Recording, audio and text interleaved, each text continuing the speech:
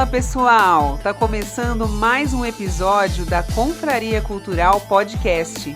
Eu sou Kari Nascimento. E eu sou Marcelo Teixeira. Esse podcast é um oferecimento da Eu Que Fiz Filmes e do canal Efeito Sonoro Audiobooks.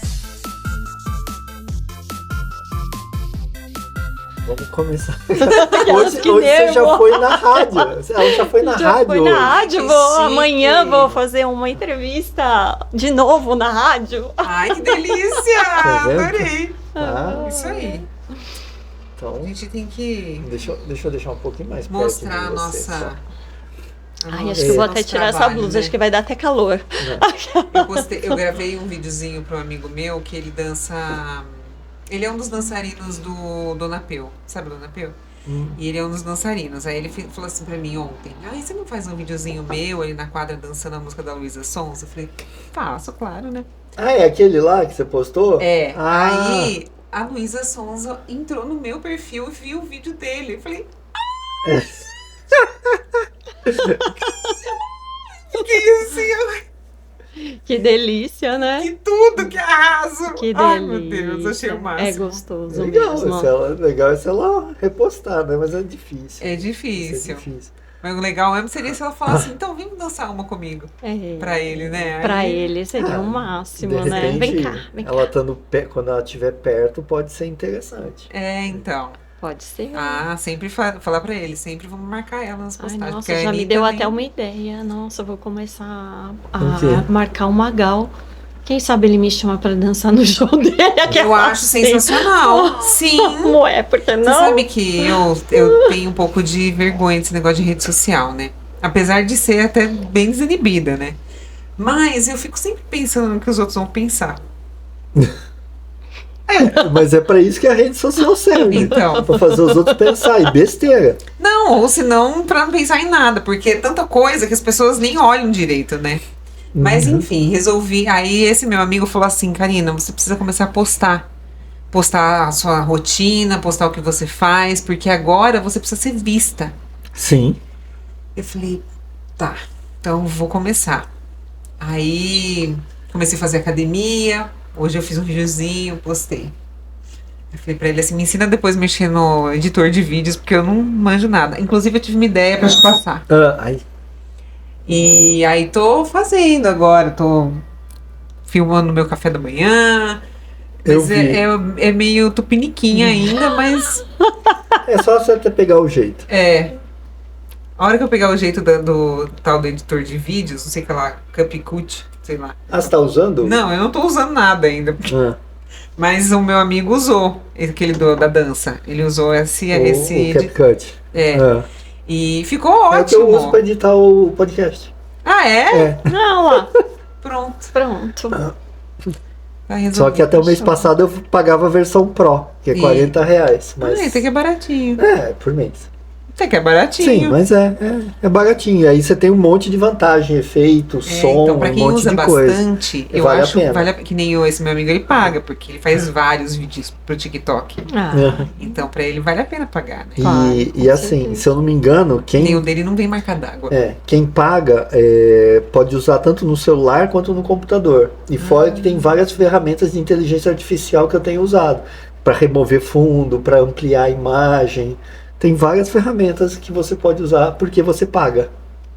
Então é interessante. O CapCut ficou interessante por causa disso. Sem contar que ele legenda automático, ele faz legenda automática. Ah, então tem um monte de gente usando isso aí. Tem. Porque tem um monte de legenda que às vezes vem, a pessoa fala uma coisa e vem escrito outra. outra. Porque o algoritmo entende errado, Sim, né? não, aí você tem que prestar atenção, porque às vezes você fala uma coisa ele entende outra. Aí você tem que passar a vista e corrigir. E ele tem também uma correção de voz agora, também na versão Pro, que usa inteligência artificial para destacar a voz do som e tudo mais. Olha, inteligência artificial é legal, é muito legal. Mas pra voz, Não ficou legal a Ana? ficou legal. Nada, ficou uma merda. Mas assim, é o que eu tô falando, ficou legal, ficou audível, ficou entendível. Essa palavra não existe, mas dá pra entender. Mas você vê que não é uma pessoa É falando. que a gente tava pedindo pra Ana gravar o trecho dela, que é super pequeno, e ela não grava. Aí ela falou, pede pra alguém gravar. Aí eu fui lá e gravei com a inteligência artificial, que eu gravei o seu vídeo. Andréia, você se apresenta, a gente não vai falar nada. Você que vai falar quem é você, o que você fez para você estar aqui nesse podcast sobre cultura. Nossa, agora eu me senti incrível. Você é incrível. Pois é. Você é incrível. Se Eu você chorei no seu espetáculo de dança. E ela nem sabia que era você. Eu nem sabia que era você. Muito obrigada. E se você tá aqui, todo mundo que vem aqui é incrível. Sim. Lógico, com toda certeza. Bom, meu nome é Andréia Eugênio, para quem não me conhece, eu vim de São Paulo, estou em Botucatu agora fazem 21 anos e exatamente estou aqui hoje para falar um pouco sobre dança cigana, que é o motivo da evidência no momento. Após ter participado de um festival na Barra Bonita, que é um festival bem tradicional que nós temos na região, que acopla todos os tipos de dança, né? Então, contemporâneo, balé, sapateado, danças mais tradicionais, e também as danças chamadas de étnicas. Dentro dessa categoria, a gente vai ter a dança árabe, indiana e a dança cigana. Lá no festival... Pode falar o nome do festival, a gente não recebe nada por nada, né? Pode falar o nome de festival, o nome de marca. O que quiser, então tá bom. Esse festival chama-se CIAD, então é um festival internacional de dança. Ele acontece aqui no Brasil, em São Paulo e interior de São Paulo. Nós temos Barra Bonita, que foi onde eu participei, e Bauru, mas esse ano não teve lá. Tem na própria capital, e aí a gente tem em Buenos Aires, e depois a gente ainda tem o circuito europeu dele. Então eu entendo essa abertura como algo muito positivo para os bailarinos, porque dependendo da nota e de como você se desenvolve nesse festival, você tem passagem para outros circuitos. Então aí você vai poder tá dançando em outros palcos, conhecendo outros lugares e também aperfeiçoando a sua dança mediante a localização onde você está. Que maravilhoso isso, gente! E aí a gente decidiu esse ano participar, né, que o nosso grupo, apesar de já existir há 13 anos, nunca tínhamos participado de nenhuma competição. Então fomos até Barra Bonita participar do CIAD, apresentamos 5 coreografias e fomos premiados em todas. Olha, parabéns, arrasou. Tá vendo? Você é incrível. Obrigada. E aí, dessas coreografias, a gente retornou com 4 classificados em segundo lugar e uma coreografia classificada em primeiro. Nesse festival também a gente tem premiações, né, que são de melhor coreografia, coreógrafo e o prêmio máximo, que é o melhor bailarino do evento. E esse ano foi muito especial para mim, porque eu fui apenas para competir e saber como é que era isso. Voltei com todas essas medalhas e premiações e com o certificado de melhor bailarina do festival. Arrasou! Nossa! Conta a história. Você nem sabia que existia o prêmio, pra falar a verdade. Então, a gente lê o edital e assim, você presta atenção lá em tudo, né? Inscrição, prazo. Grifa, passa canetão, isso, o que tem que ter, quantas pessoas, tempo de música, enfim, né? São muitos detalhes que a gente tem para percorrer, para classificar e fazer essa tal da inscrição. E eu, como boa geminiana que sou, né, um pouco distraída, não sabia que tinha essa premiação. Eu sabia que tinha premiação de melhor coreógrafo e melhor coreografia, mas não sabia dessa. Então foi uma grande surpresa no final, né, de tudo, que é onde são feitas essas classificações. começou lá, né, um papo, olha, vamos chamar ao palco, e eu conversando, batendo papo com a pessoa que estava do meu lado. Foi muito difícil escolher, porque a gente tem aqui pessoas muito boas, de várias áreas, e eu escutando de fundo e continuando conversando.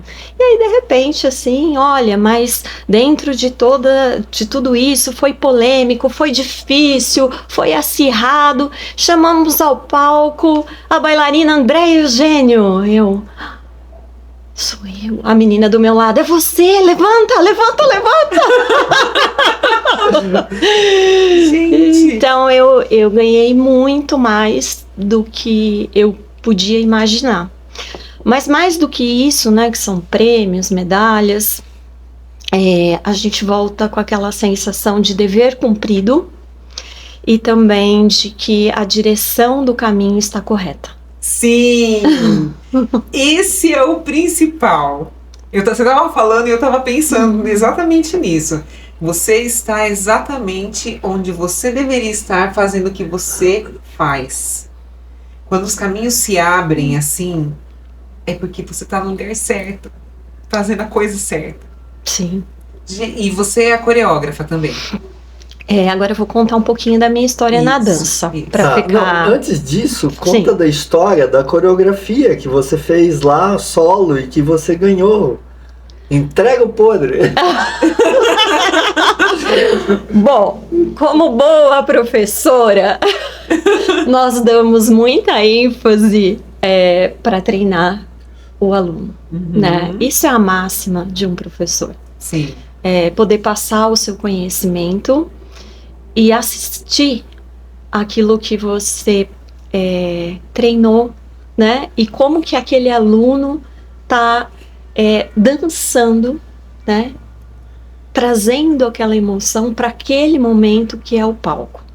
O palco, ele é ingrato, né? Porque você treina, e só quando tem uma chance. Isso, e quando entra nele é a sua única chance. Não dá para voltar a fita, não dá para voltar no tempo. Exato. Então a ênfase fica em você treinar o máximo possível aquele aluno, tanto na parte técnica quanto na musicalidade, mas principalmente passar segurança para que quando ele chegue lá, ele dance, né? Respire fundo, entre e faça tudo aquilo que ele treinou durante um bom tempo. Esse bom tempo significa 30 dias, tá? Porque foram 30 dias que nós decidimos ir para esse evento e montamos 2 coreografias específicas para lá. 3 já existiam, mas 2 foram montadas para esse evento. A que foi montada ganhou o primeiro lugar, que foi um quarteto com uma música chamada Soy Gitana, da Shakira, que ficou muito bonito, por sinal.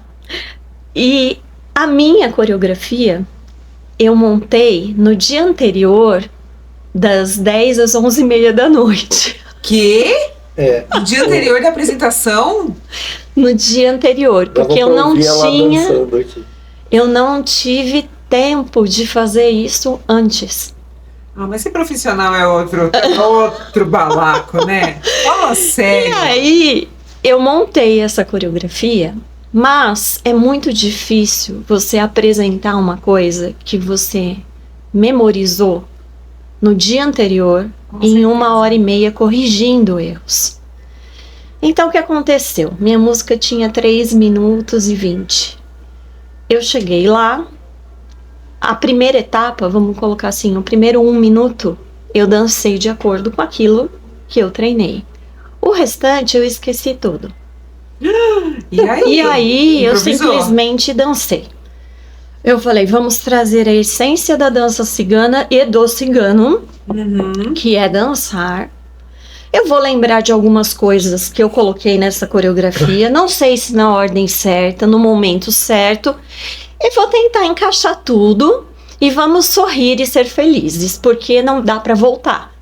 E foi assim que eu dancei, e a minha pontuação nessa coreografia foi 9,5. Você encarnou. Nossa, gente. Fora a estrelinha que ela deu no final ainda. Você captou a essência da cigana que habita em você e falou: pode vir. Pode vir. Esteja aqui. E deu vida a... Meu Deus. Isso é... Ai, me arrepiei. Isso é maravilhoso. Maravilhoso. Na ficha, né, nós temos todo. Isso é muito legal do festival. A gente tem uma ficha de retorno com a média da sua nota e as observações, tanto positivas quanto aquilo que você precisa melhorar. E foi muito legal ler a minha ficha, porque assim, fala justamente disso, né, da questão técnica, de fazer os movimentos tecnicamente, mas da energia colocada na música, a suavidade dos movimentos e o efeito surpresa no final, né? O final eu termino com uma estrela e saudando. Vamos colocar assim para ficar mais fácil para quem está ouvindo. E uma particularidade, né? A minha cachorra, que eu tinha, né, há 15 anos, tenho ela ainda no meu coração, mas viva, tinha 15 anos, faleceu na semana do evento. Foi muito difícil ter que lidar com tudo isso, e esse final de coreografia eu dediquei a ela, porque eu viro uma estrela, porque ela virou uma estrela, e eu saúdo porque eu sei que ela está lá, iluminando o céu do qual eu para sempre vou estar, né? Que coisa mais linda. Essa aqui é apaixonada por cachorro, esse cachorro dela. Ai, gente.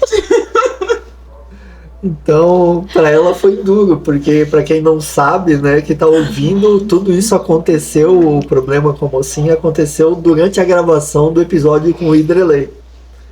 E eu fui embora aquele dia, eu não sabia se eu me sentia triste ou se eu me sentia grata, porque eu não consegui fazer um carinho nela naquele dia, sabe? Ai, foi tão difícil, olha que vocês chegaram com a notícia, eu também senti, sabe? Foi duro. E a melhor coisa que eu consegui fazer para trazer essa emoção, que o cigano ele tem muito disso. Ele traz as emoções dele para a dança. Sim. E eu tinha que ter um grande final, porque a mocinha teve um grande final, né? Ai, ela era tão fofa, gente. Ela chegou no auge, vamos dizer assim, depois da cirurgia, né, que ela fez. Ela rejuvenesceu, ela se tornou uma cachorra idosa, jovem. Ela me lembrou exatamente como ela era quando eu a resgatei. Quando ela chegou aqui. Né? Que ela era brincalhona, corria, saltava, comilona. Então, assim, a primeira cirurgia trouxe essa lembrança, que foi para mim guardar no coração. E aí, a segunda etapa foi aquela partezinha assim que o universo falou: olha, eu te dei a chance, vocês viveram tudo, você pode relembrar mais uma vez tudo que ela significou para você. E agora é a hora da saída dela, porque todos nós um dia vamos sair do palco. Com certeza, essa é a única certeza que a gente tem. Nós vamos. Isso. Como a gente não sabe nem quando, mas uma hora a gente vai sair do palco. E a grande vantagem que a gente tem na dança, assim como na arte em geral, no meu caso a dança, é eternizar. Sim. Então a mocinha sempre vai estar naquele dia. Ai, junto gente, comigo. Que lindo. Que lindo isso. É pena que os vídeos não estão online. Que vídeos? Os vídeos da dança. Tem os vídeos. É que são comercializados. Então ela tem os vídeos, mas não pode pôr online, né? Poxa.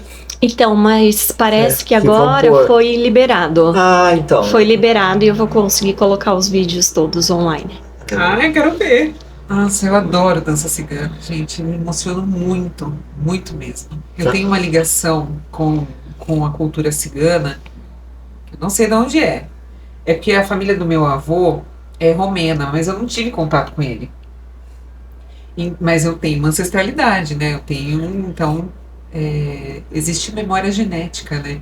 Esse espetáculo que você viu da Andréia foi antes do curso, não foi? Não, foi durante. Foi durante? Uhum.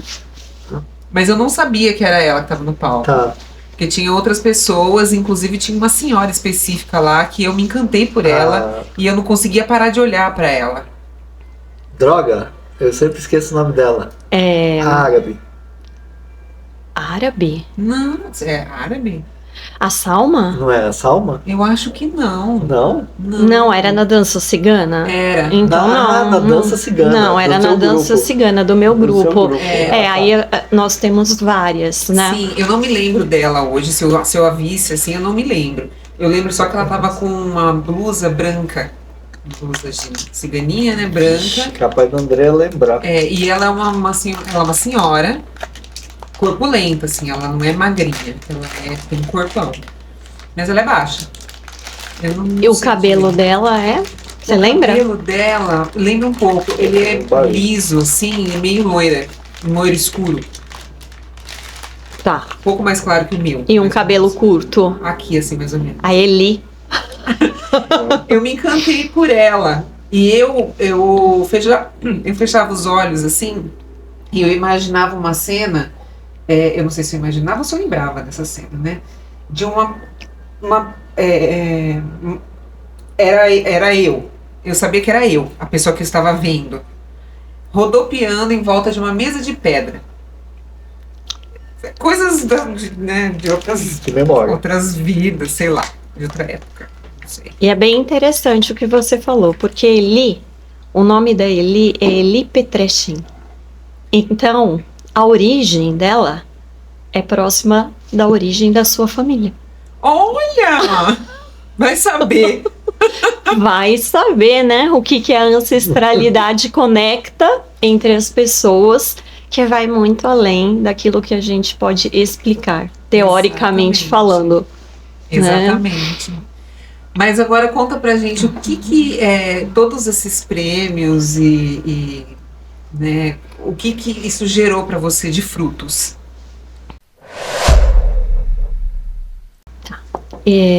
A primeira coisa que eu queria colocar aqui, que eu pulei essa parte, né, é que quando eu cheguei, eu comecei falando, né, sobre a dança e já pulei para outra coisa. É assim mesmo. Tranquilo. Então vamos lá, vamos voltar para trazer o contexto. Eu sempre quis ser bailarina. Esse era o meu sonho.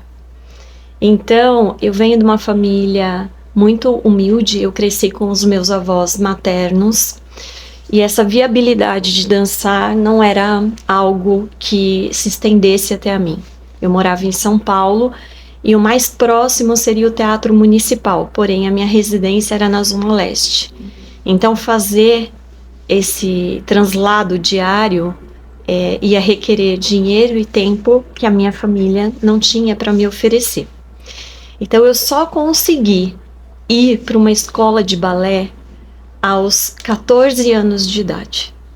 Então eu fui estudar balé com crianças de 6, 7 anos, porque tinha que passar pelo primeiro ano. Mas nada disso me impediu de continuar, né? Todo mundo achava que eu ia desistir, porque eu estava muito fora da faixa etária, e eu persisti. Eu fiz 6 anos de balé clássico, até que eu entrei na faculdade. Novamente eu precisei interromper por conta de trabalhar e fazer a minha graduação, enfim, segui a vida, mas a dança nunca ficou de lado, né? Eu voltei para a dança procurando aquilo que tinha perto do meu trabalho, que tinha dança do ventre. E aí comecei a fazer umas aulas, era gostoso, mas não era isso que a minha essência pedia.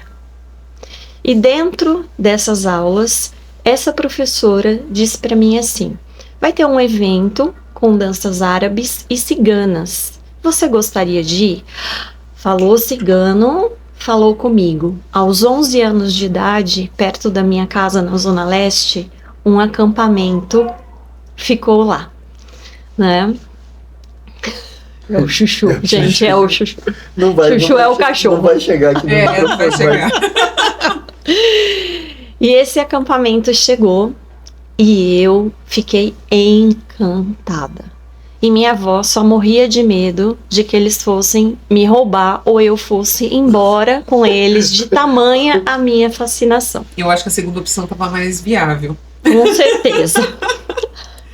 E aí, quando ela falou cigano, danças ciganas, eu falei, tô dentro. Fui assistir e vi a minha primeira professora, que é a Cristiane Wilson, o nome artístico dela é Safira, maravilhosa.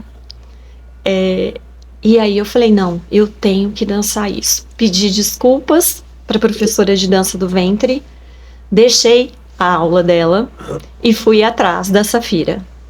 E a Safira, na época, que já fazem muitos anos, 22 anos exatamente, ela estava começando a ministrar aula de dança cigana. Então eu fui uma das primeiras alunas e fazia aula só eu e ela, mais ninguém.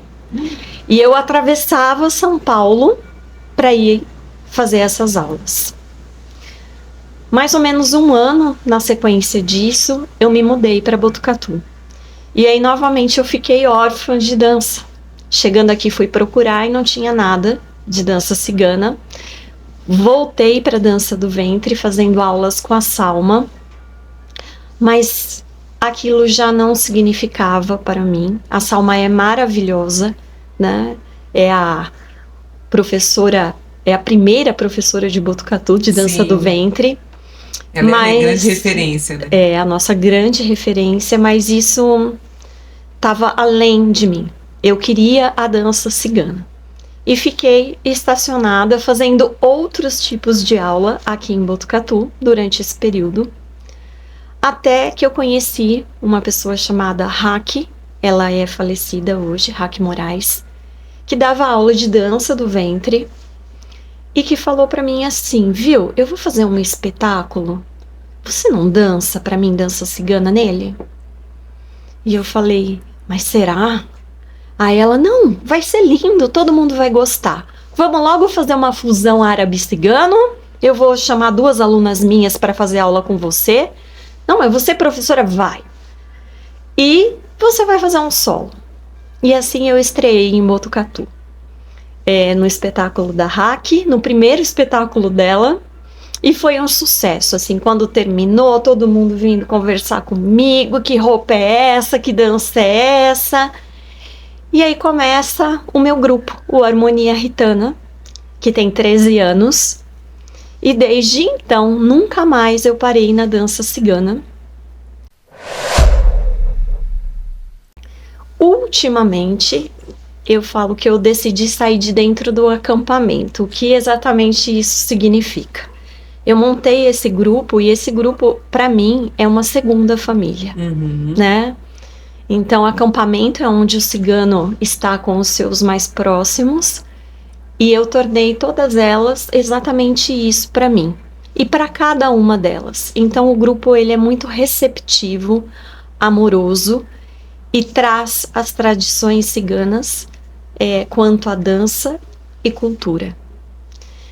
Porém, eu sentia que faltava algo mais, que eu precisava me profissionalizar. Eu sempre tive muito atenta ao que acontecia no mundo e o que a dança estava evoluindo. E a dança cigana saiu daquela questão do acampamento, de vamos dançar sem coreografia, sem separar as coisas cada uma no seu bloquinho, e começou a crescer nesse mercado e se profissionalizar. E aí eu fui atrás de professores, comecei a fazer workshops, alguns cursos. E do ano passado para agora, eu investi muito, né? Então, a pandemia trouxe todas as coisas ruins que todo mundo já conhece, mas ela trouxe o mundo online. E ela facilitou a minha vida, porque as pessoas que eu queria estudar, elas estavam longe de mim. E aí eu senti que o mundo era meu, porque todo mundo que era, assim, prioridade na minha listinha, eu fiz check. Porque todo mundo dava aula online. E eu falei, gente, agora eu ganhei um mundo. E comecei a estudar, me profissionalizar, mas ainda dentro dessa caixinha. E aí a minha professora atual, a Joy, né, a Joyce Borges, Joy Marracim para o mundo, um beijo, Joy Marracim, ela me tirou dessa caixinha. Ela falou, vai lá, faz, vai lá, dança, vamos fazer coisa nova, você não sabe esse estilo, vamos aprender. E ela traz isso para todo mundo, toda semana nas aulas dela online. Nós somos pessoas do Brasil inteiro que se reúnem uma vez por semana, 1 horinha, e que ela tem essa generosidade, porque ela é muito generosa, de nos dar absolutamente tudo aquilo que ela sabe e o que a gente precisa, que está fora da dança também. Então, é uma pessoa que nos dá muito apoio. Baseada nisso, eu criei a coragem e fui para o primeiro festival, e aí colhi esses resultados, dividindo aí com ela todos essas premiações. Isso você tá falando do CIAD de agora. Do CIAD de agora. Tem a viagem que você fez para Argentina com uma turma. Não, calma, depois ela conta isso. Porque ela tá se adiantando, ela tem que voltar um pouquinho. Ela ia começar a falar da pergunta que eu fiz para ela, quais são os frutos que ela tá colhendo agora. Tá. Isso. Então, trazendo agora, né, para essa realidade onde aconteceram essas premiações, muitas pessoas me contataram, rádios, para eu estar dando entrevistas, para estar falando um pouquinho sobre dança cigana e a cultura, que não são separadas, né? Elas se unem, não tem como falar de uma sem a outra. E hoje foi muito interessante, que foi a primeira entrevista na rádio. E quando eu saí, a secretária falou, olha, eu tô com uma listinha aqui de pessoas que ligaram durante a chamada, né, que ouviram a tua entrevista e querem saber informações. Ai, que lindo! Então isso para mim foi muito importante, né, saber que as pessoas me ouviram esses 15 minutinhos hoje e eu pude despertar alguma coisa nelas em relação a sair dali e experimentar algo novo. Um outro fruto muito grande foi esse grupo que participou. Eu tenho um grupo maior, mas o que participou foi menor, por conta de nem todas as pessoas poderem dedicar tempo a ensaio. A grande verdade é essa. A diferença entre o grupo e, vamos chamar, quem competiu, é o tempo de disponibilidade para ensaiar. Mas o prêmio, eu falei para elas, são de todas, né? Eu colho o fruto desse grupo que se dedicou a ensaios, estar cada vez mais agora empenhado em fazer outras propostas, em a gente ir mais longe, né? Então a gente tem um grande evento chamado Mercado Persa, que reúne o Brasil inteiro. É o festival de dança mais importante do Brasil, comandado pela Shalimar. E nem passava pela minha cabeça um dia sequer pisar naquele palco. E nós, desse grupo que está disposto aí a ensaiar e se dedicar muito, vamos esse ano competir na categoria Grupo Cigano e dividir o palco com as melhores do Brasil. Elas toparam. Arrasou! Nossa, gente, eu tô aqui ansiosíssima, esperando você falar. Então, acho que de tudo isso foi a parte grandiosa dessa colheita, né? E esse ano tem sido muito especial para mim. E se eu fosse colocar mais uma coisa que isso trouxe, foi o sonho de ser bailarina. Aí vai falar, mas você já é bailarina desde sempre. Mas apesar de ser um pedaço de papel, eu fui para um lugar onde ninguém me conhecia e eu fui premiada. Isso é muito especial, gente. Então trouxe aquela realização, yes! Não, eu sou bailarina. Foi no susto. O legal é que foi no susto. A cara dela quando ela chegou, assim, era de...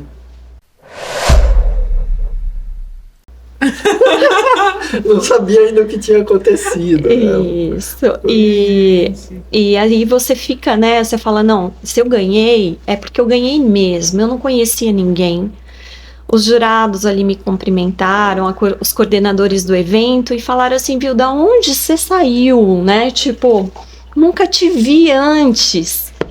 E mais uma coisa legal, esse evento, ele tem, quando terminam as competições, ele tem um show de gala, que é um show onde participam profissionais. Uhum. E nós fomos convidados para participar, né, desse evento o ano que vem, no show de gala. Claro, porque vocês são profissionais, meu bem!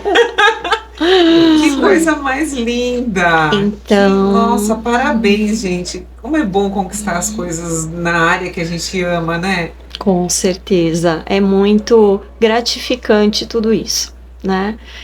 E aí eu deixo um recadinho para aquelas, nesse momento que eu acho que tá nele, para aquelas pessoas que têm sonhos, né? Seja em que área for, né? Eu tô falando de dança, mas não importa a sua área, é um sonho. Eu tenho hoje 51 anos de idade. Eu fui reconhecida por tudo aquilo que eu fiz, desejei, tentei e não esmoreci diante das dificuldades 40 anos depois, né? Então, às vezes você caminha muito na vida e você vai desistir na beira da realização. Então, sempre que for possível, vá, participe, na cara dura, com experiência, sem experiência, fazendo bonito, fazendo feio, não importa. É o seu sonho, é o que você quer. E tudo é um processo, né? Não adianta. Você sabe que eu... Nem sei se eu posso falar isso aqui, qualquer coisa você corta depois. Eu fui num terreiro faz uns 20 dias. E aí eu fui falar com um caboclo. Ele falou assim pra mim, eu falei assim, eu tenho uma rinite que eu queria saber o porquê dela. Não faz, porque pra mim toda doença é psicossomática, então eu quero saber o porquê que eu tenho ela pra eu poder resolver esse assunto, né? Enfim, ele falou assim, eu já falo disso, mas antes eu quero falar uma coisa pra você. Você quer tudo pra ontem. A vida, minha filha, ele falou assim, a vida, minha filha, é um processo. Você vai viver uma coisa de cada vez. Ninguém nasce já pronto. Silvio Santos não nasceu Silvio Santos. Sim. Né? Então, a gente tem uma ansiedade, e eu acho que as redes sociais hoje em dia, elas trazem mais ainda essa ansiedade pra gente, de querer tudo pra ontem. E a gente acaba não curtindo o processo. Olha pra sua vida. Olha pra sua saga de dançarina, desde quando você começou a dançar até a conquista desse prêmio. Você olha com sabor, não é? Sem dúvida. Tem um gosto tão saboroso. Ai, gente, isso é impagável.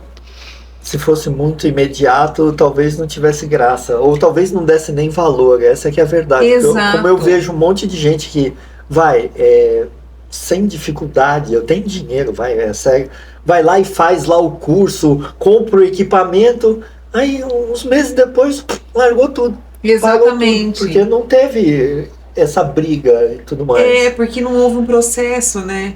Não. Então a pessoa, ela não tem Foi fácil. paixão por aquilo, ela não tem amor por aquilo. Ela só achou legal. Ela achou legal, foi lá, fez, tá, bacana.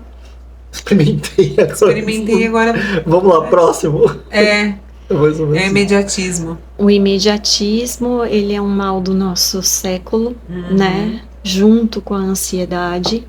Sim. E as pessoas realmente, elas não estão atentas ao momento presente, elas não conseguem saborear a história e a conquista de cada detalhe, porque ali foi uma certificação, né? Depois de muito empenho de uma vida inteira, mas cada etapa teve um gostinho. Sim. Quando eu ficava naquela sala, na Barra, com alunas de 6, 7 anos, e eu era uma adolescente de 14, eu podia me sentir muito mal. Mas não, eu estava na glória, porque eu estava dentro de uma sala de balé e eu nunca tinha antes chego ali. Então ali era a minha glória. A cada plié, a cada tandi, a cada palavra que eu aprendi em francês. Eu fui a única aluna que pediu para a professora, na época, quais eram os nomes dos passos, como se falava em francês e a tradução de cada um deles.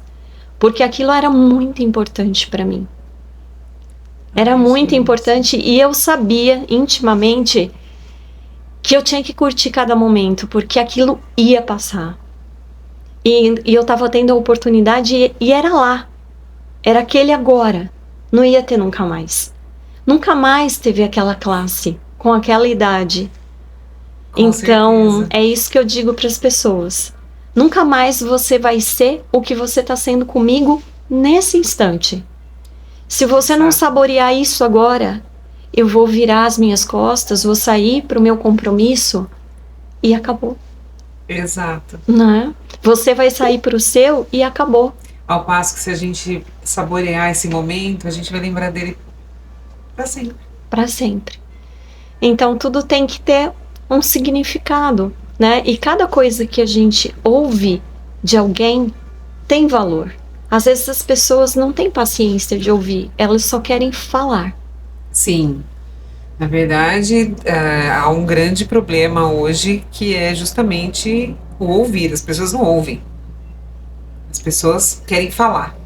Sim. Só falar. Isso. Nós temos, né, uma grande necessidade de nos sentirmos amados, acolhidos, ouvidos. E, na minha opinião, a rede social, a internet como um todo, na desvantagem, ela trouxe esse isolamento. Uhum. Então, as pessoas não se reúnem mais. Elas estão atrás de telas. Sim. E lhes falta esse calor. Calor esse que quando tem uma oportunidade de estar junto e falar, então eu só quero falar, não quero ouvir o outro. Não, e também com relação ao falar, né, ao ouvir, né, as pessoas não estão interessadas também na crítica hoje em dia. Hoje em dia eles só querem, eu fiz, eu quero ser vangloriado por isso, eu quero ser acariciado por isso, porque eu fiz, então eu sou um bom. E na realidade fez um monte de porcaria e ninguém fala nada, né? Porque na rede social hoje em dia você só dá like, né? Você dá o like, bota o coraçãozinho, quer dizer, você gostou. Você não vai falar pra pessoa. Igual esse mês. As pessoas postaram aí uns curtas que eles fizeram, tudo. Gente, desculpa, mas tá ruim. Entende? Que ninguém me pediu opinião, mas tá muito ruim que foi postado, entende? Que foi feito. O pessoal fala, e aqui não sei o que, não sei o que. Legal, putz, pelo esforço, nota 10. Pelo trabalho, desculpa, não chega a 5. Mas é o que o André falou. Não importa se tá ruim. Sim, começa. Sim. Não, faz. Sim, eu achei isso fantástico. Mas assim, eles não estão interessados também em saber o que eles erraram e o que eles podiam melhorar. Ninguém pergunta isso mais. Ninguém mais quer saber. Ele mostra e fala como se aquilo tivesse perfeito. E você olha e fala, não, gente, não tá. Mas eu só vou falar sem me perguntar. Essa é a verdade. Eu já tomei isso pra mim. Agora eu só comento se perguntar. Perguntou, aí eu vou perguntar, tu tá disposto a ouvir? Ai, meu Deus. Ele falou pra mim uma vez, posso fazer uma crítica? Eu falei, não. Não quero ouvir a crítica. No fim, depois eu falei pra ele, pedi pra ele falar e a crítica foi construtiva. Não, eu faria uma crítica construtiva. Eu nunca ia fazer uma crítica pra escorraçar a pessoa. Mas isso foi no começo, a gente não se conhecia direito. Não, tudo bem. É que eu sou cri-cri com as coisas. Então, quando me mostraram curta-metragem, os meus não são maravilhosos, mas eu entendo da técnica. Aí eu olhei e falei assim, não, tá bom não. Mas fica sempre essa ressalva, né, de tentar sempre, né, independente do resultado final.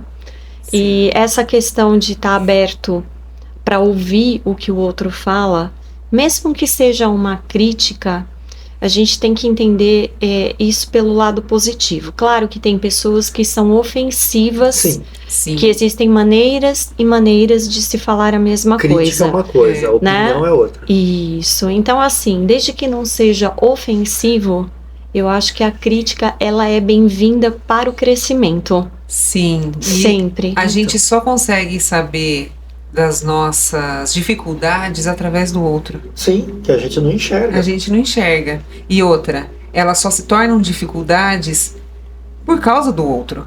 Porque é aquela coisa. Robson Crusoe estava muito bem. Ele estava muito bem sozinho na ilha. Aí chegou sexta-feira, os problemas dele começaram. Por quê? Quer dizer, na verdade era o contrário, né? O sexta-feira estava muito bem sozinho na ilha. Isso, aí o Robson Crusoe chegou, os problemas dele começaram. Por quê? Porque aí houve convivência. E aí ele pôde descobrir as dificuldades que ele tinha, os defeitos não. Porque para mim defeito não existe. Existem características incompatíveis. Eu acho que as pessoas não têm defeitos, elas têm características incompatíveis. Sim. Sei lá, eu acho que tem algumas coisas que são defeitos. Não, mas você concorda que, assim, o que pode ser seu defeito pra mim, a Andrea não acha? Ah, sim, não, não, eu tô falando uma coisa mais generalizada mesmo, defeito. Por isso que eu falo assim, não, são características incompatíveis. Eu não consigo lidar com essa qualidade sua, ela consegue. Sim. Então tudo bem.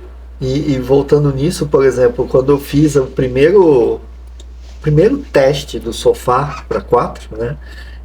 Eu procurei. Que teste do sofá. É terrível isso, é terrível. O primeiro episódio piloto, vamos dizer assim, foi o pré-piloto, para falar a verdade. Eu fiz, eu não tinha uma câmera decente, eu só tinha um microfone boom que foi gravado conectado num computador. A gente tinha uma lâmpada, fora a lâmpada da sala, tinha mais uma lâmpada, tudo, e a gente fez na casa de uma amiga e tal. E aí eu mandei para vários lugares, para várias pessoas. E só um cara de Curitiba, eu acho que fazia séries, que respondeu para mim. Ele falou assim: Marcelo, você quer que eu passe a mão na sua cabeça ou quer que eu fale a verdade? Eu falei: não, eu quero que eu fale a verdade. Não, tá uma merda. Eu falei: tá, mas o legal é que você foi lá e fez. Porque ele falou: Exato. Todo mundo vem aqui comigo pra mim, eu tenho a ideia de fazer isso, fazer aquilo, não sei o que. Você foi lá e fez. Entende? Aí eu ouvi isso, aí ele falou: você tem que melhorar isso. E até eu já sabia que tinha mesmo, não tinha condição. Foi quando aí trocou a câmera, tudo, e eu gravei um episódio piloto. Quando eu mostrei pra ele, ele falou: cara, ainda tem coisa pra melhorar, mas já isso ficou outro melhor. mundo. Exatamente. Ele falou: não tem nada a ver com aquilo que você me mostrou antes. Eu falei: então, pois é.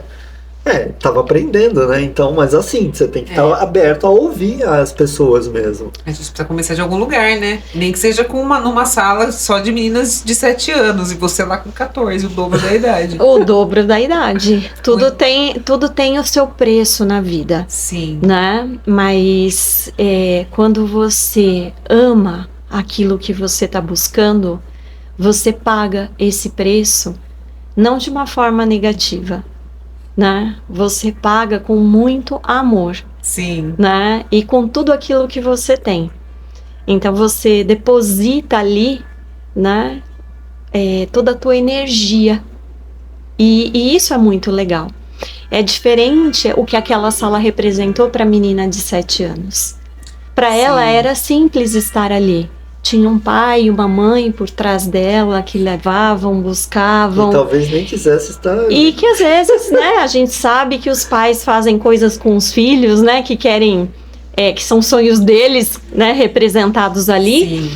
Mas ainda assim, né, é um outro tipo de sala de aula que elas tinham, né? Para mim, a minha cabeça ela estava em outras questões. Então, voltamos assim e falamos que o que importa nunca vai ser os outros. Sim, o que importa é sempre você. Sim. Né? Então, o que derruba o teu sonho não é o outro, não é a falta, por exemplo, de pessoas, não é a falta de equipamentos, não é a falta de dinheiro. O que derruba você é você mesmo. Eu sabia que você falando isso, eu tava lembrando Eu sempre culpei muito o meu pai por não ter dado seguimento ao teatro, né? Porque quando eu tinha lá meus 15, 16 anos, eu queria fazer faculdade de artes cênicas, eu queria seguir essa área, né? E ele jogou um balde de água fria em mim, falou que não ia me ajudar e tal. Eu peguei essa informação e guardei com carinho no meu coração. Não vou te ajudar, você vai morrer de fome. Eu guardei ela tão bonitinha no meu coração, essa informação. E passei mais de 20 anos vivendo com isso dentro de mim, culpando ele. Não, eu demorei pra sacar. A culpa não foi dele, a culpa foi minha. Eu devia ter ido lá e falado, eu vou fazer e acabou. Não vai me ajudar? Ok, eu vou sozinha. Pegar o meu sonho, colocar debaixo do braço e ir atrás dele. Ir atrás de realizar. Eu demorei muitos anos pra sacar isso e eu só fui perceber isso, a gente já tava finalizando o curso de teatro. Nossa. É. Mas é assim mesmo. A vida, ela sempre nos oferece oportunidades infinitas de chegar aonde você tem que estar. Exato. Então, É tipo um GPS, né? Ela pega, você traça o caminho, você traça o objetivo Isso. quando. O objetivo tá O lá. objetivo tá lá. Aquele é o objetivo que eu Aí tenho que você chegar. fala, não, eu vou por aqui. Aí a vida, aí você faz assim, você vai por aqui, aí a vida, recalculando a rota. É. Ela vai colocar coisas no seu caminho para você poder chegar lá. Quanto mais você se desvia, mais longo o caminho fica, sim. né? Então, eu vejo a vida como um grande GPS. Tem um objetivo que a gente nunca sabe qual é. Mas se a gente observar a nossa vida, a gente vai perceber que a gente tá sempre sendo jogado pro mesmo lugar. Sempre pro mesmo lugar. É. Só Sim. tem que prestar atenção. Esse é que é o problema. Às vezes você não consegue prestar atenção e entender o que é. Exato. Às vezes você fala assim, que é nada. Porque não tá aberto. Sim. Tá limpo. Água, Eu vou suco pegar de água aqui. maracujá, Água um acalmar. pouquinho. Não, a água tá bom. Agora já tô super de boa nisso. Faltou só eu responder uma coisa para você quando você tinha me dito sobre outros tipos de eventos, enfim, coisas que eu fiz, né? Que ele falou, teve esse, mas e o anterior? O da Argentina. Isso. Então, assim, faz também, acho que foi antes da pandemia. Agora eu não vou saber calcular o tempo.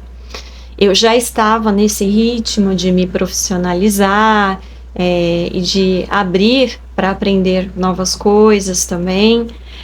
E eu comecei a fazer um pouquinho de aula de dança do ventre com o Nil, né? Sei. E então É outra sumidade aqui em Botucatu. outra referência que a gente também tem muito valiosa aqui Sim. sobre dança. E eu fiz as aulas e de repente, assim, no meio das aulas apareceu essa questão, porque ele já tinha participado desse festival e ele tinha se classificado. Lembra que eu falei lá atrás que esse festival é muito interessante porque ele dá passagem? Sim. E ele se classificou para poder competir na Argentina. E ele falou, quer ir? Eu falei, nossa, mas eu não participei, né, do evento anterior. Ele falou, não, mas a minha companhia foi classificada e você vai dentro da companhia. Esclarece que você dava aula também lá Isso, eu dava aula no espaço dele de dança cigana e também fazia aula com ele de dança do ventre. E ele falou, monta uma coreografia cigana, leva também. E aí a gente também fez isso, assim, a toque de caixa, novamente, naquela correria.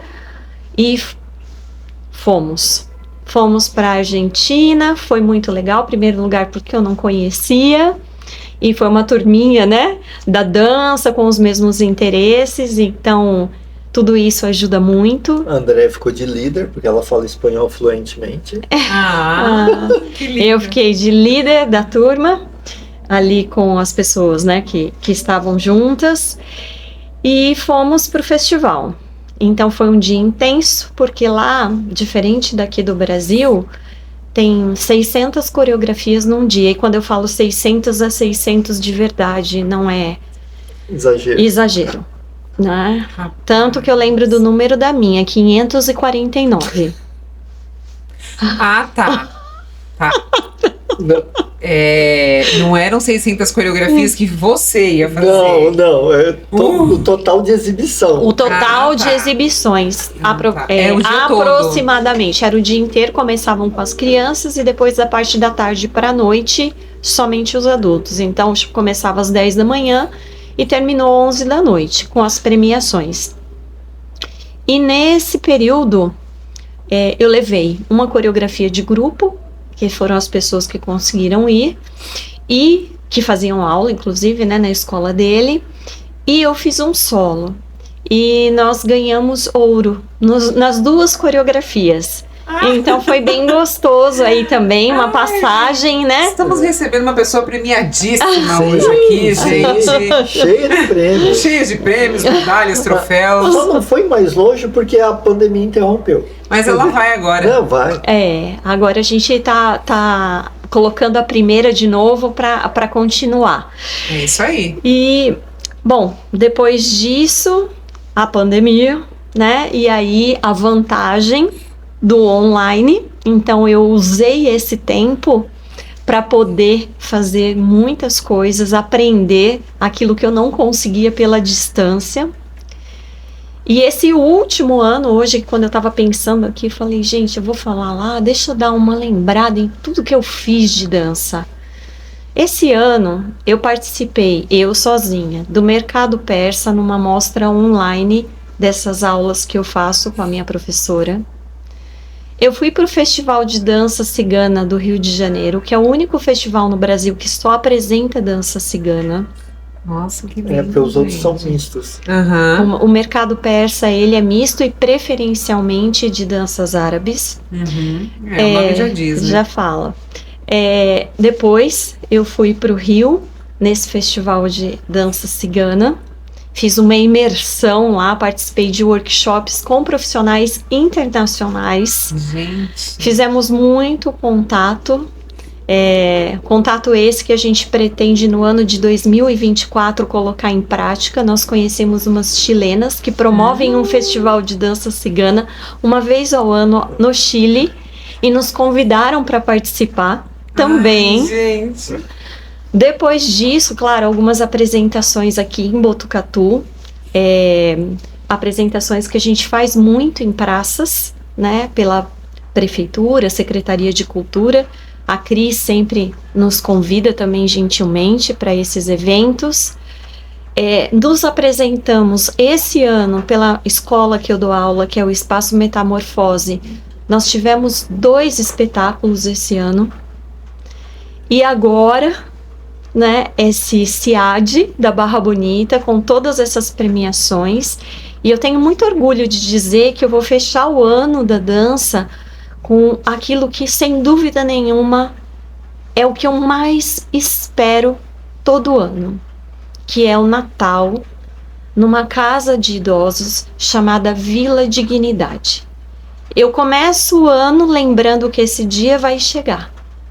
E é lá que a gente faz esse trabalho social uma única vez, numa festa de Natal que é promovida por um centro espírita e que a Dalva também gentilmente nos concede esse espaço para que a gente vá lá, apresente para eles, numa área que eles têm, social, e depois a gente tem a oportunidade da confraternização, aonde eles fazem coisas que gostam, ou eles cantam, ou eles dançam, é livre escolha, a gente apenas acompanha.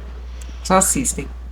Ou então a gente simplesmente senta e escuta o que eles têm para falar para a gente daquele ano, do que aconteceu naquele ano. É um momento de alegria, mas assim, a gente vai lá com muita frequência, então todo ano a gente perde alguém, né? Porque a idade é isso, né? Todos nós temos um fim, mas a gente conhece a história de muitos, né? E eu queria colocar aqui, só rapidinho, porque eu vou dar para ele ouvir de presente esse ano, que eu não esqueci do projeto do seu Ernesto, que na próxima apresentação na praça, que eu não fui chamada ainda, ele vai dançar comigo. Ah, que fofo!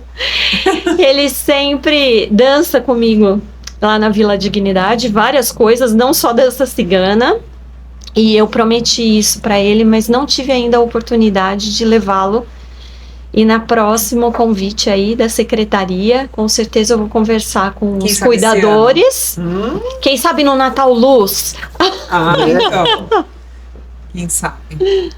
Então essa foi a trajetória, eu diria, cometa de 2023. Sem dúvida nenhuma foi o ano de grande realização na dança. Que delícia isso, gente. Nossa, foi muita apresentação esse ano. Foram eu fui em muitas. várias. Foram muitas. Teve muita de praça, assim, sabe? Da Cris Também. chamar e tudo. Foram várias. Foram. Até eu tava lá. Até você de Magal tava lá. Até podemos, né, colocar Você me ouviu aqui. gritando, Magal? Eu ouvi. Eu Ouvimos sim, né? E aí é muito legal, né, as conversas de bastidor, porque quando quando nós entramos, e aí você gritou, "Mãe Marcelo!" Ou algo assim. Foi isso mesmo que eu gritei. Foi isso. Foi. Enfim, dançamos tudo. E quando saímos, as meninas, né? Viu? Não quero mais dançar com ele, não. A gente rala o ano inteiro. Ele vem aqui, ensaia 1 hora e depois a gente entra no palco e gritam: "Ai, Marcelo!" Mas foi engraçado que todo mundo começou a rir. Baixinho, assim, mas riram, sabe? Foi, deu pra ouvir. Foi bem legal. A ideia dessa coreografia, né? É de trazer os melhores. As melhores não, mas as músicas mais conhecidas do Sidney Magal.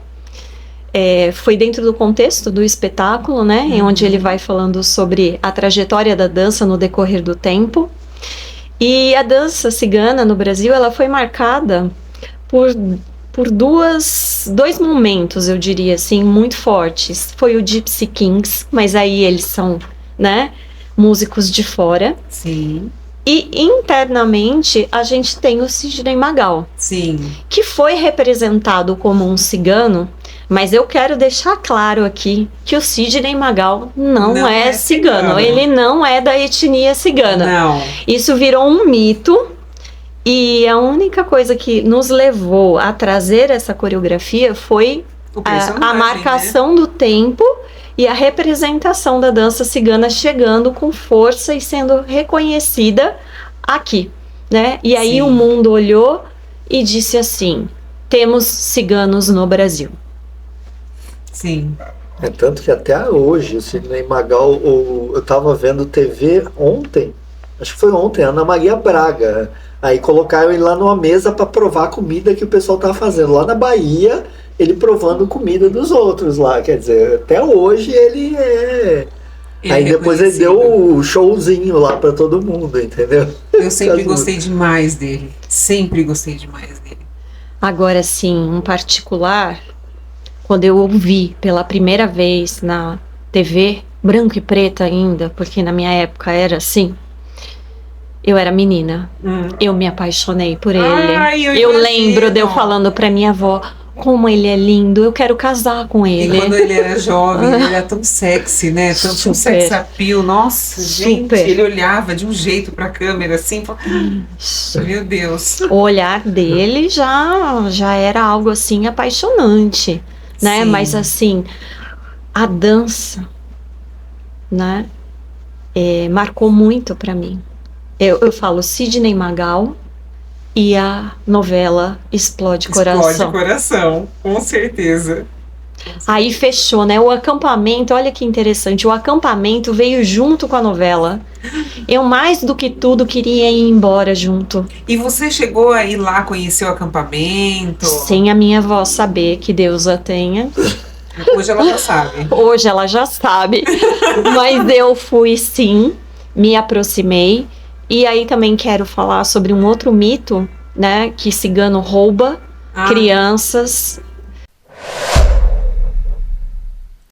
Cigano não rouba. Não. Mas sim, existe uma veracidade nessa questão que os ciganos, uma das coisas que é comum a toda a etnia e aos seus clãs é a valorização à família. Então, a família é em primeiro lugar. E o acampamento, né? Então, que acaba sendo uma família também. Também. Então, assim, falar que eles roubam crianças, mentira. Por 2 motivos. Primeiro motivo, dentro da sociedade cigana, ainda hoje, com menos força, mas muito resistente, nós temos uma sociedade patriarcal. Onde o homem exerce atividades externas e a mulher é mais dedicada às funções da casa e a família como um todo. Já a mulher sai, sim, ela sai para leitura, né, de mãos. Ela hoje trabalha como costureira, como rendeira, né, falando um pouco mais de Brasil, e até como artista. Canta, dança, toca. Então a gente tem essas atribuições, mas a sociedade interna, ela é patriarcal. E como tal, e seguindo as regras de cada clã, porque cada clã tem suas próprias regras dentro de uma regra geral, a preferência é casar com ciganos, de preferência do mesmo clã. E isso acontece... Pode significar da mesma família também? E isso acontece muito cedo e inclusive entre primos, né? Principalmente primos mais distantes. Não é permitida a mulher cigana você sair para namorar. Então, você tem o conhecimento das famílias internamente. E você convive de maneira familiar. Então, o cigano, ele casa muito cedo por causa disso. A mulher cigana, ela permite-se o casamento após ela menstruar. Nossa! E por quê? Porque ela já pode gerar filhos. Então, existem mulheres que se casam com 14, com 15 anos. Com 16, já são mãe. Até menos, né? Porque tem meninas que com 9 anos já estão menstruando. Isso. Então, para que um cigano rouba criança se ele é capaz de produzir muitas crianças? Sim. Por esse motivo, o cigano não rouba criança. E a outra questão, a valorização da família. Eu não vou tirar da sua família o que é mais valoroso para mim. Como é que eu roubo o seu filho se o meu filho é o meu bem maior? Porém, se eu ver você maltratando o seu filho, se eu ver seu filho passando fome, e se seu filho vier à minha porta e pedir para seguir comigo, eu levo. E torno ele meu filho. Mas aí é acolher, não é? Isso é acolher, não é roubar. Não. Muito legal. Isso é as coisas que se falam, né, dos povos que as pessoas querem afastar, né? Mas as ideias que se inventam. É por desconhecimento, as pessoas temem o que elas não conhecem, né? Então, aí inventam besteiras. Aí inventam um monte de história, um monte de besteira. Então, quando eu fui perto deles, é claro que eles não iam me levar, né? Eu era muito bem tratada, tinha família, né? Gostava da minha família, mas eu queria muito olhar de perto. E o que mais me encantou foram as barracas. E a imagem vívida na minha mente são as panelas brilhando. Porque todo mundo chama o cigano de sujo. E o cigano não é um povo sujo. Mas as pessoas têm que entender que eles vivem em barracas, em locais onde não tem saneamento básico, onde não tem sequer uma estrutura para sobrevivência digna. Porém, ele é limpo, porque aquelas panelas brilhavam, aquelas barracas eram arrumadas e divididas entre sala e quarto e cozinha. Então, dentro da dificuldade e da escassez que existe em todos os povos, não pertence só ao cigano, tudo era muito organizado, limpo, alegre. Alegre. E isso me encantou. A alegria de viver e os costumes muito diferentes, muito diferentes. Então eu passava às vezes observando de fora sem entrar, só para ver o que eles faziam. E eu gostava muito de ver as crianças brincando e as mães ali juntas, e aquela falação, e às vezes cantorias e danças. Então meu amor por essa etnia começou através do que tem mais valor para mim hoje, que é a família. Eu raramente brigo por qualquer coisa na vida, mas por família eu brigo com quem aparecer na frente.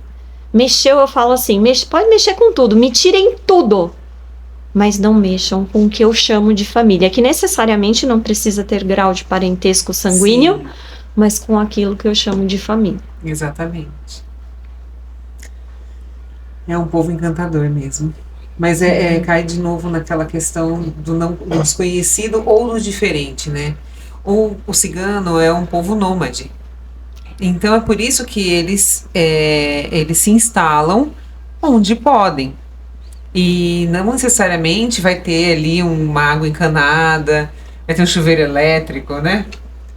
E eles se viram como podem. Não, fora que tem esse preconceito todo que faz ele ficar na periferia, né? Sim. Porque não existe um lugar de acolhimento real para eles. Exatamente. Tem uma questão interessante que talvez nem todos, ou quase ninguém, né, conheça, a não ser que você vai estudar isso, em relação ao nomadismo. Né? Todo mundo acha que o cigano é nômade por livre escolha. Uhum. Dentro dos clãs, existem clãs que praticam o nomadismo. E tem clãs que são nômades por falta de escolha. Por necessidade. Por necessidade. Então, o que acontece? Os ciganos, existia até então uma dúvida em relação à origem deles. De onde eles saíram, né? Por pesquisas recentes feitas com 14 grupos diferentes de cigano através de exames genéticos, chegou-se a um consenso, né, que hoje é possível, né, cientificamente falando, que a origem deles é da Índia. Né? Olha! Não se sabe exatamente a cidade específica, sim, mas a origem é a Índia. Que interessante. E daí nós temos o quê? Nós temos um movimento pelo leste europeu, oeste europeu. Né? Então eles se dividem em clãs e começam a percorrer o mundo. E essa ideia de percorrer o mundo e ver outros lugares, outras culturas, para um povo de pele escura, vestes coloridas, que canta, que dança, que tem olho pintado, é quase trazer um ET, fazer a nave pousar aqui e todo mundo vai ficar olhando como se fosse uma aberração. Então imagine lá o leste-oeste europeu, mais ou menos de 1400 aí, vendo pessoas chegando de pele escura, onde se tinha pele clara, cabelos claros, olhos claros, nesse nível, fazendo tudo isso, né? Literalmente agitando. Uhum. Se permitindo ser feliz, né? Ser alegre. Ser alegre. Ser expansivo. Em locais onde todo mundo era contido, né? Onde tudo era quieto, silencioso. Então, eles, como qualquer pessoa, precisavam trabalhar, né? Não tem outra maneira de você sobreviver. E para você trabalhar, você precisa de receptividade. Sim. Porque se você não tiver isso e você não tiver trabalho, você vai roubar. E aconteceu isso na história. Não por opção do cigano roubar, mas pela questão, pela falta de opção. Pela falta de opção, pela questão social. E aí, esse ponto determinante da história, ele se propagou como se fosse real e como se o cigano nada fizesse além de roubar, materialmente falando, roubar crianças e propagar doenças. Então, em todo lugar que eles iam, eles eram mal vistos e eram expulsos. Então, muitos clãs começaram a praticar o nomadismo por não poder permanecer nos locais e não por escolha. Nossa, fantástico. Conhecimento cigano Então, sobre a cultura. Assim. Não, mas isso é sensacional, porque envolve história, envolve cultura de um povo, e você sabe que, olhando para os ciganos, faz sentido eles terem saído da Índia? Você olha para eles e você vê uma certa semelhança, porque você falou olhos pintados, roupas coloridas, as mulheres com saias longas e rodadas. E a gente olha para os indianos e a gente vê algo assim ainda hoje, né? Exato. Os adornos, né? As pulseiras, colares. Então, assim, maquiagem, as roupas, tudo isso, os trajes, né, como um todo, eles vêm falando dessa origem. E como eles caminharam, né, por esse leste e oeste europeu, eles são povos valiosos, né, como um todo. Por quê? Porque a etnia, ela é agregadora de cultura. Sim. O cigano, aonde ele passa, muito diferente de nós, ele não faz crítica ao que existe. Ele se adapta, e a cultura cigana, ela não é escrita. Ela é falada. Ela é falada.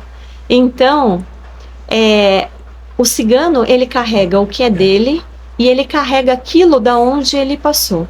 Então, ele é um propagador, né, de todas as culturas, de todos os povos, porque o cigano passou por todos os lugares. Muita coisa que a gente conhece hoje, talvez a gente tenha que dar o crédito para eles, né? Que foram as pessoas que levaram a informação de um lugar para o outro, costumes de um lugar para o outro, até o uso de objetos de um lugar para o outro também. Exato. E aí você vê a dança ganhando, né, muito na parte cultural. Por quê? Porque quando o cigano, por exemplo, sai da Índia com a dança dele e ele chega, por exemplo, num movimento na Rússia, a gente tem na Rússia o quê? O palco do balé, do teatro.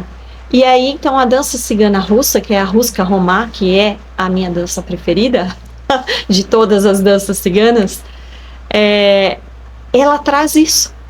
Você vê o balé, você vê o palco, você vê a interpretação, você vê o teatro, né?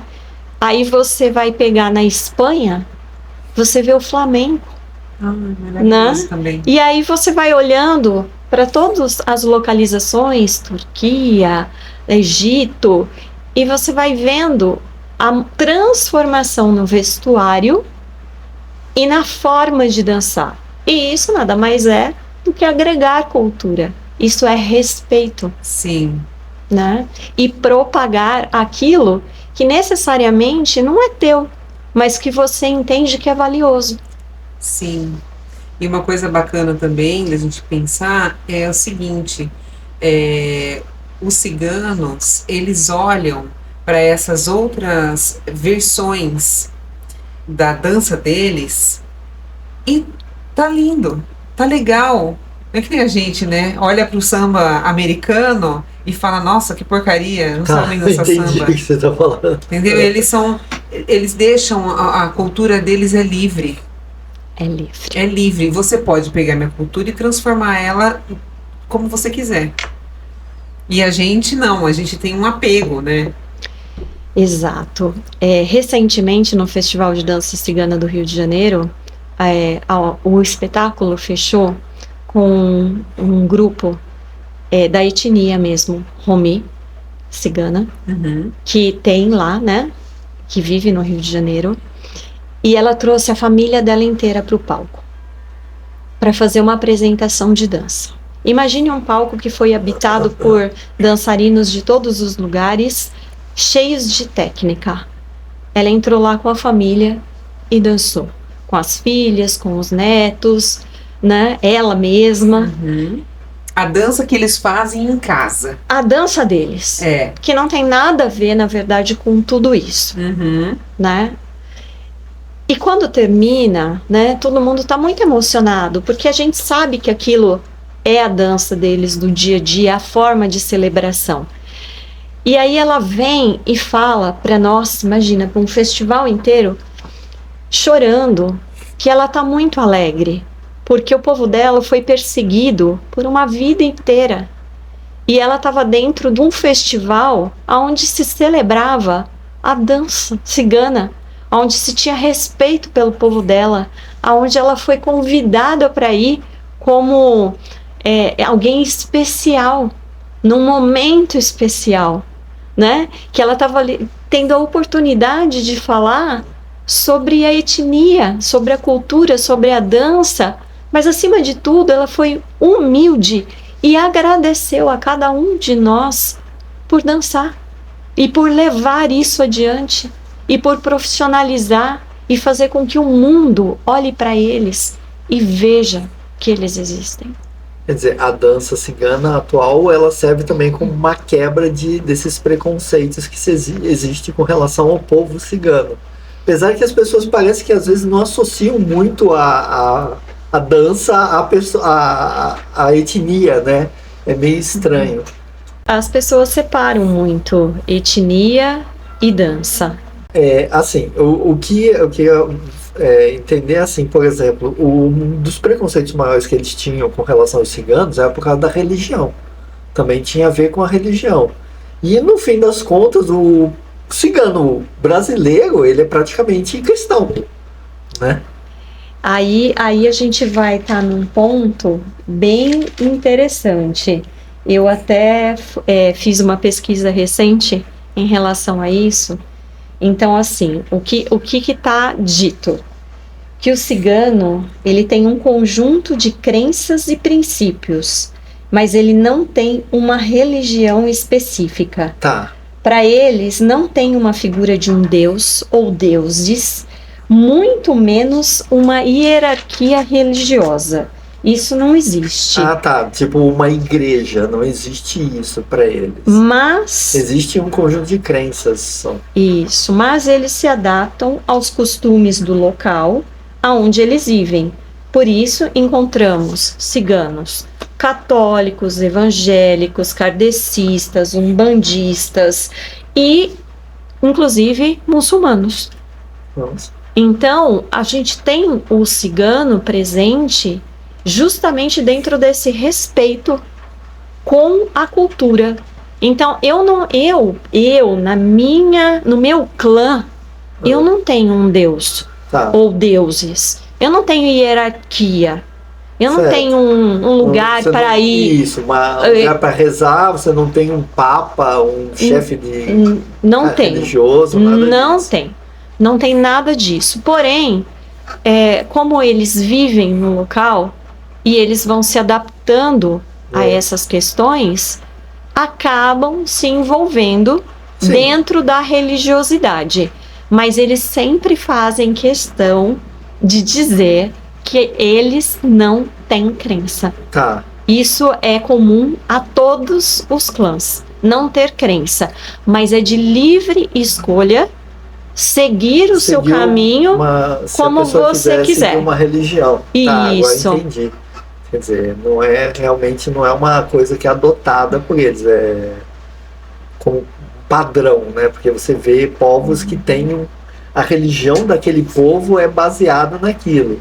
Isso. Aí, quando você fala assim para mim sobre ser cristão, grande parte ser cristão, aí a gente tem um contexto histórico. Então, vamos lá. Aonde tem mais cigano no mundo? Na Europa. Tá. Né? Europa é totalmente cristã. E aí, vamos contextualizar. Que época isso aconteceu? Você falou em 1400. A gente tem relatos de 1500 anos. Tá. Né? Então, 1500, ano 1400, a gente vai ter o auge do quê? Do cristianismo. Isso, então, o que acontece? Um povo que não cultuava uma religião, nenhum Deus, e que já era perseguido de outras formas, né, não tinha liberdade de escolha. Então o que tinha era o quê? O cristianismo. Isso, o que tinha? Tinha cristianismo, isso. Então é isso que eu vou seguir.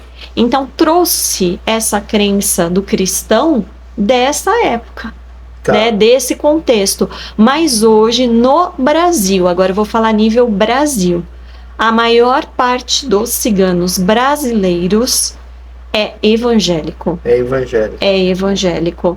E em segundo lugar, a gente tem os espiritualistas. Tá?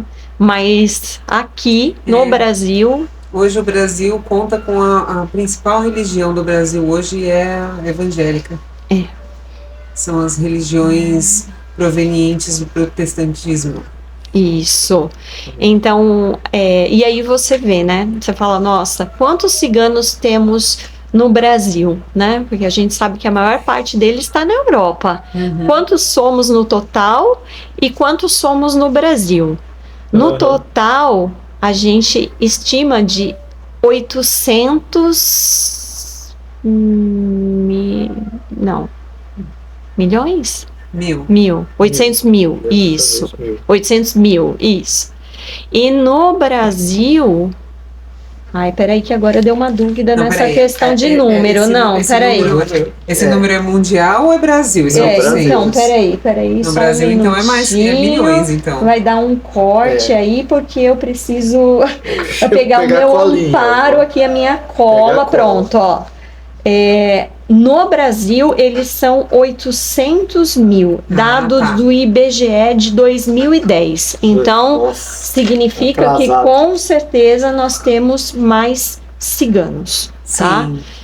Então, se você olha no Brasil, qual é a principal religião, e você olha os ciganos, não vai fugir disso. Se ele é um povo que agrega cultura, qual é a religião mais evidente? Eles vão estar dentro desse grupo. Sim. Né?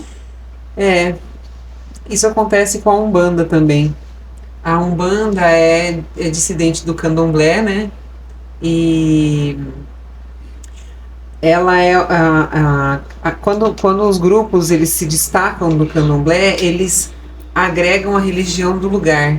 Então tem muito grupo de Umbanda, tem um nome certo, né? Que eu não sei qual é, mas tem um nome certinho que se dá a esse grupo. Ele, tipo, se aquela cidade onde ele tá lotado, a religião ali que domina é o espírita, então ele vai ser um grupo de Umbanda com uma influência espírita. Assim como também tem grupos com influência evangélica, grupos com influência católica. Por isso que nasceu o sincretismo religioso. Sim. Interessante isso, né? É muito interessante. Quando a gente olha para a cultura, né, as pessoas às vezes ouvem essa palavrinha cultura e já falam assim: ai, cultura é coisa de gente desocupada. Né? Então, assim, não, gente. Ou gente rica, né? Isso também, gente rica. Não. Cultura, na verdade, é coisa de gente que estuda, que lê, que tem interesse em saber aonde está, como chegou, por que as coisas acontecem. As pessoas que pensam dessa forma, elas não fazem ideia de que elas estão inseridas em um contexto cultural. Sim. É que para elas a cultura talvez seja tão distante, porque ela pensa que cultura é, sei lá, música erudita, quadros, peças de teatro, visitas a museus. Não é só isso que é cultura. O jeito que a gente fala, o nosso sotaque é cultura. Que, diga-se de passagem, não existe não sotaque. Todo mundo tem sotaque. Todo mundo tem. É que cada um vai defender o seu, né? O paulista vai defender que o dele é o certo. Não, que ele não tem sotaque. Que isso, pronto. Claro, né, meu? Claro, meu. Ora, Belo, é lógico. Fecha a porta aí, meu. É muito gostoso conversar sobre isso. Gente, eu tô aqui maravilhada de saber de tudo isso. E eu vou ouvir de novo. Acho que esse vai ser o primeiro episódio que eu vou ouvir inteiro de novo. Ai, meu Deus. Ela vai ouvir o podcast, gente. Por isso está chovendo. Mas é muito gostoso falar sobre tudo isso. E eu queria deixar aqui, por fim, né? Que o Marcelo já me avisou que está terminando. Estamos aí com o tempo. E eu queria só deixar um dado também muito importante, que a dança cigana ela não pertence somente a mulheres, né? Apesar do meu grupo ser formado única e exclusivamente por mulheres, ela não pertence a esse universo. Eu tava lá, eu era o Magal. Tá aí, Sidney Magal, que não nos deixa fugir dessa informação. Exato, né? Então, existe sim um porquê dançar. Tudo na cultura, ela vai ter um porquê. Uhum. Então, dentro dos acampamentos, as mulheres dançam, né? E elas têm saias rodadas, né? Elas têm adornos. Para que servem essas saias? Elas são dissipadoras de energia, né? Movimentação de energia. Então, você movimenta a saia e espanta aquilo que você não quer mais. Ou você movimenta a saia e pensa em coisas que você quer trazer para a sua vida. Então, rodar não é rodar a baiana, né? Existe um porquê de cada movimento. Uma beleza em cada detalhe, em cada adorno, mas que na verdade é um elemento para um cigano. Uma flor é um elemento de dança, um punhal, um leque, um pandeiro, né? Pode parecer para nós alguma coisa a se balançar para ficar mais bonito, mas não. Existe aí a manifestação de algo que está sendo dançado. Tudo significa. Tudo tem significado. E o homem, ele dança ao redor da cigana. Quando ele dança de forma casal, ele só vai ter essa permissão se ele for comprometido com essa mulher. E a dança é uma paquera quando não é um casamento já estabelecido. E quando ele dança ao redor, sempre protegendo essa mulher. A dança dele não é para chamar atenção. A dança dele é para estabelecer um ambiente de segurança para que a cigana dele brilhe. Para que ela, assim, traga tudo aquilo que ela quer para aquele ambiente. E ele se orgulha muito disso, né? Dentro, obviamente, dos trajes permitidos, da forma com que se faz isso. Ao contrário dos filmes de Hollywood, ciganos não são povos sensualizados, apesar de Carmen, por exemplo, ter trazido isso, mas não, né? A mulher... Sidney também trouxe isso. A mulher tem o seu corpo inteiro coberto na dança cigana, ficam livres braços, mãos, colo e um pedacinho do tornozelo e pés. O restante é sagrado e pertence única e exclusivamente ao marido dela ou a ela, quando não casada. Então, e os homens têm a dança deles própria, né, entre os homens, que é diferente dessa dança quando realizada com as mulheres, né? Então, assim, as pessoas às vezes não procuram, né? Os homens têm bastante restrição a dançar de uma forma geral, mas a visualização muito na dança cigana é que ela pertence ao universo feminino. E aí eu queria deixar aqui que não, que ela é para todos e ela é para todas as idades, né? Porque dentro do acampamento não tem bailarino, tem família. Então é criança, é bebê, é idoso, é adolescente, é jovem, é adulto, é aquele que anda, é aquele que só fica sentado, não importa. Cada um dá aquilo que pode e faz o seu show da melhor maneira possível. Já vi mulheres idosas ciganas tocando suas castanholas sem eu olhar para quem estava dançando, porque aquilo estava lindo demais e me chamando a atenção. Tá? O meu grupo, ele é formado na maior parte por pessoas de uma faixa etária maior, de 40 a 72. Sim. E a gente acaba atraindo essas mulheres justamente porque nesse momento da vida, elas vão lidando com o envelhecimento. E a dança cigana, ela traz uma grande vantagem, né? Você põe uma saia e você ganha poder. Você coloca os seus adornos, você olha para o espelho e você não se vê mais como alguém que está sendo deixado de lado, né? Porque o nosso mundo, infelizmente, ele não reverencia o idoso. E o mundo cigano é o inverso disso, porque eles são referência, né, de conhecimento e tradição. Então a nossa mulher, ela é desvalorizada nesse momento da vida, e a dança, ela traz isso. Então os grupos acabam se formando com mulheres com uma idade cronológica maior por conta desse fato. Mas fica aqui o meu convite: se você é criança, adolescente, jovem, idoso, se você anda, não anda, vê ou não vê, você pode dançar. Comigo ou com qualquer pessoa. Rede social, Andréia. É isso aí. Minha rede social. No Facebook, Andréa Eugênio. E no Instagram, Andréa_harmonia. Local das aulas, Espaço Metamorfose, Rua General Teles, 1322. Todas as quartas, das 20 às 21 horas. Então, ficamos por aí.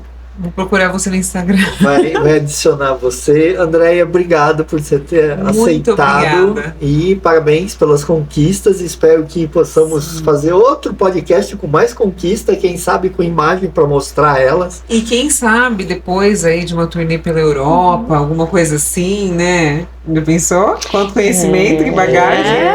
Tá. Agora me aguarda se há de Argentina, porque com todos os prêmios nós ganhamos a passagem para o Festival da Argentina também. Se sobrar Argentina. Esperamos que sim, né? Bom, gente, eu agradeço pelo convite, pela oportunidade, pela presença de vocês e por ter escutado um pouquinho, não só sobre a dança, nem da minha história, mas acima de tudo, sobre algo que eu trabalho e que, gentilmente, eles nos cedem todos os dias, que é a cultura e a dança deles. Ai, que lindo isso. Obrigado, André. Obrigada mesmo.